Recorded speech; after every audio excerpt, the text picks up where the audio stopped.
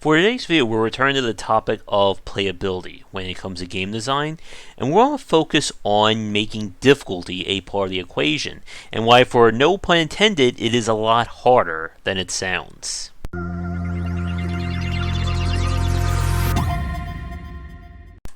The last time we talked about playability when it comes to game design, we discussed these concepts of making a game more approachable or easier to digest for a wider audience. And many people will conflate that with accessibility, which is the act of solving issues from the outside that are stopping somebody from playing a game, such as vision impairment, hearing, arthritis, colorblind mode, and so on and so forth. Playability more is in line with elements inside the game, such as onboarding, UI, tutorial, control schemes, and more along that. And one of the biggest areas or biggest contention points when we talk about this concept is when it comes to difficulty in a game. Difficulty is considered for a lot of people the magical cure-all that will fix a game's problem. If people are complaining your game is too hard, add the ever-popular story mode to it. If your game is too easy, add 5 varying difficulty levels of hardness.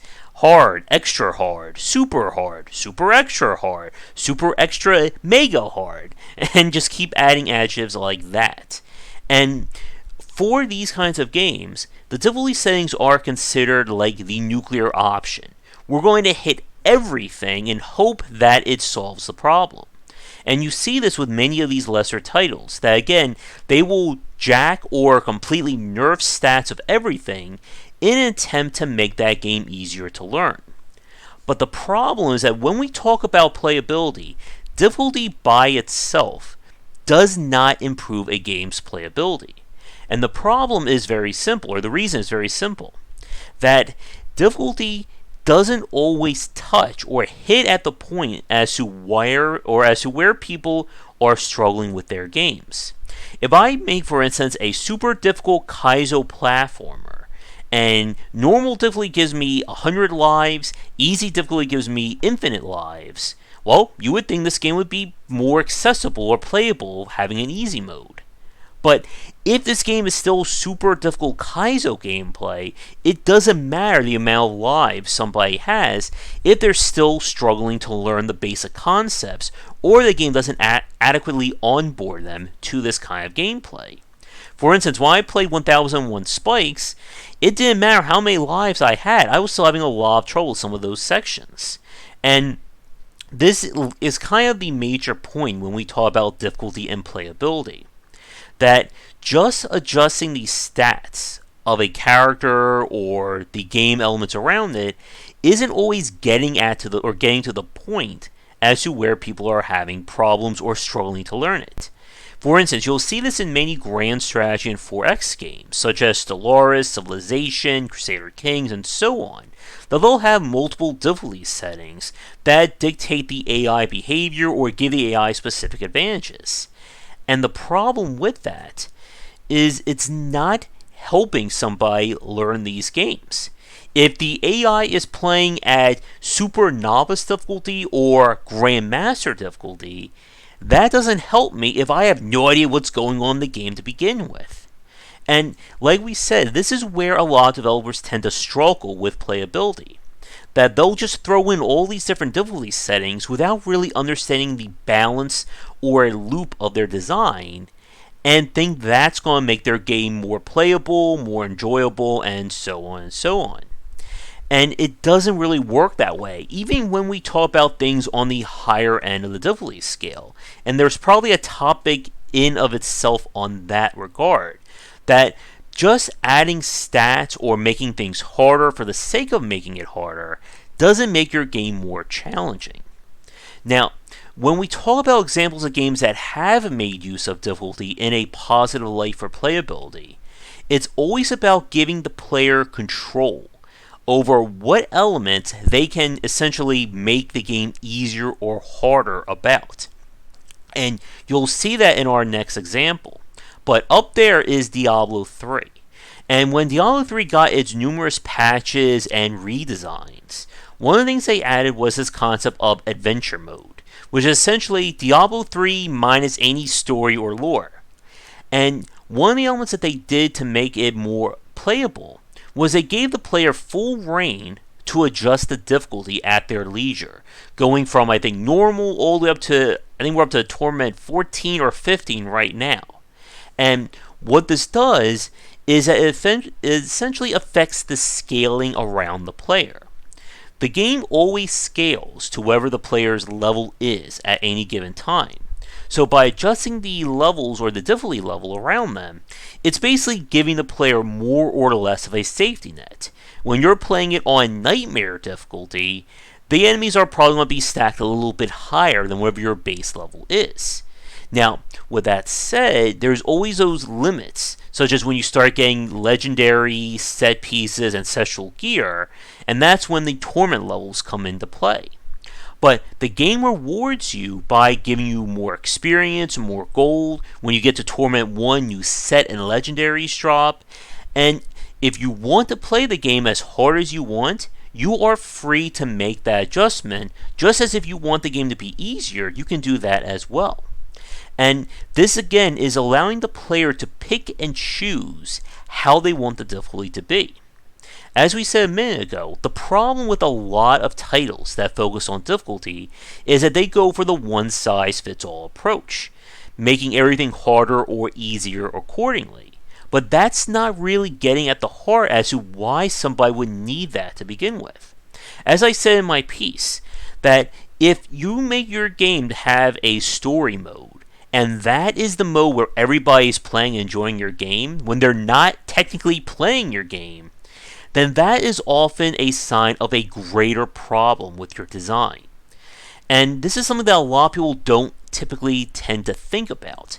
That surely if everyone can play my game on story mode, then it must mean my game is great.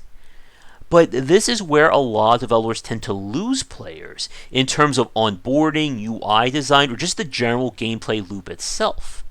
And this is, again, if nobody needs to play your game, then what's the point of it being a video game to begin with? You could just put all the cutscenes on YouTube or Twitch and call it a day.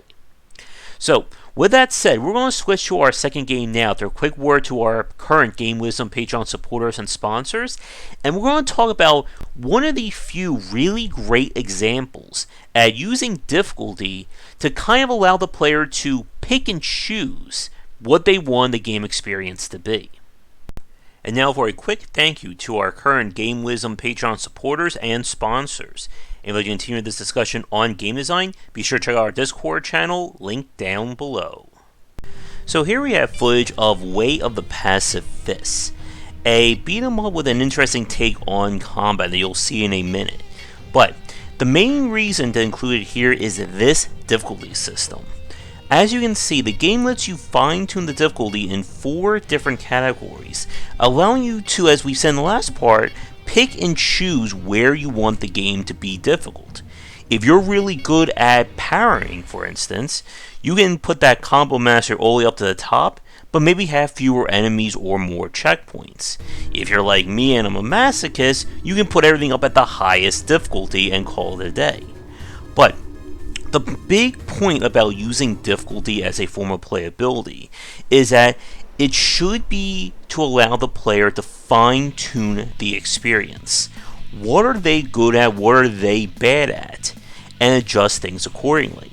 In the last section, I talked about the nuclear option, that developers will just hit everything stat-wise, either making it easier or harder, but that doesn't change how somebody experiences the game. One of the more clever examples I saw in a Kaizo game, out of all places, was that the game actually featured a normal and expert variant on all the levels in it. So, yes, it was still Kaizo, but I guess it was the lighter shade of Kaizo that you could play the game at. Another great example was The World Ends With You, one of my all-time favorite games. And in that one, you could basically choose how many enemies you would fight any time, their difficulty, how much your health pool was, and even how much the AI would basically take control of your second character. And the beauty of that game was that it rewarded players by giving them more rewards or more items for playing the game the harder difficulty. But in the same breath, it did not punish players for playing it on the easier setting. And that's a very important point about playability and difficulty. The player should never feel like they are being punished for making the game easier or harder. Now, you can make the game be more rewarding or give the player more options, but it should never come at the expense of somebody playing on the easier setting. And what I mean by that is, if the game is, let's say, balanced for all difficulty settings, if I play the game on the easier settings, I should never hit a point where I'm being locked out or not being able to progress because I didn't do something on hard or expert difficulty. Now, way of the pacifist here, I don't know if the game gives you more points or lets you speed through the game at the higher settings, or if it's simply there to challenge the player. And I would like to have seen maybe a little bit more in terms of reward there. Now, some developers will argue against that. They'll say that by playing the game in the harder settings, that should be rewarding enough. But like we've said, if you're only adjusting stats and not legitimately making the game different on each difficulty setting, then that's not going to be enough. In Grim Dawn, when I play the game on veteran difficulty, it is a lot harder, especially since they upped the balance in recent patches.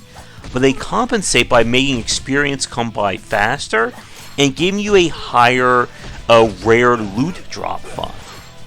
Now, not every game needs to go to that extent, but again, if you're going to do stuff like this, unless you are really aiming for like the truly masochistic level of difficulty, then you have to give the player something to compensate.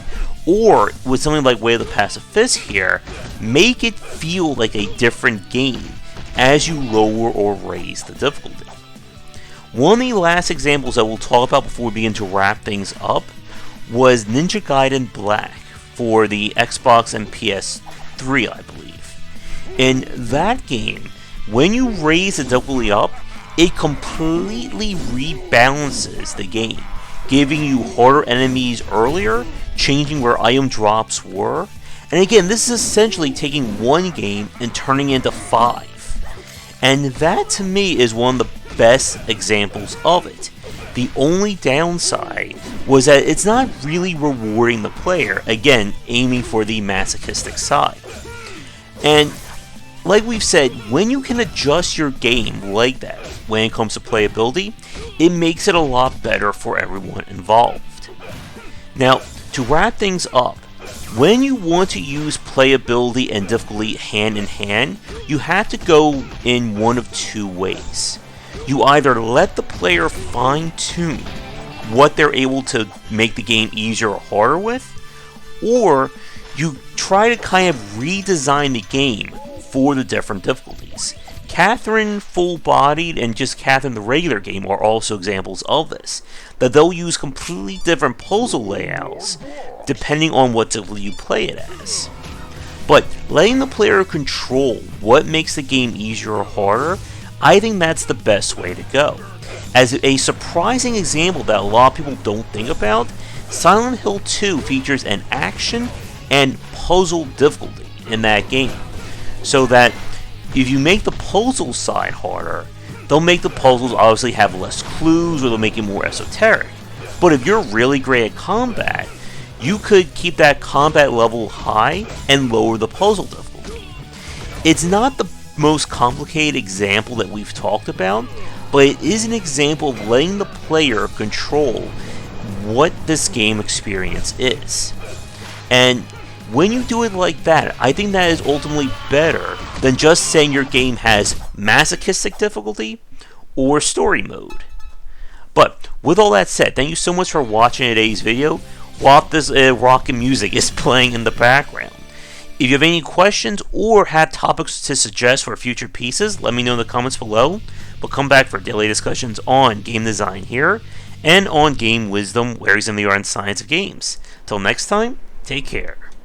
If you're looking for more wisdom about game design, be sure to check out my latest offering of books, 20 Essential Games to Study, aimed for first-time developers and students looking for some inspiration for their upcoming games, and Game Design Deep Dive Platformers if you're interested in anything regarding 2D and 3D platforming design. They're both available in print, digital, and wherever books are being sold. Thanks for watching the video. If you enjoyed things, be sure to do all the liking and subscribing that the kids are doing these days. Check out our Discord channel link down below where we hang out and chat game design, and come back later tonight for our regular streamings. But that's it, and tune in for more great content here and on Game Wisdom, where we examine the art and science of games.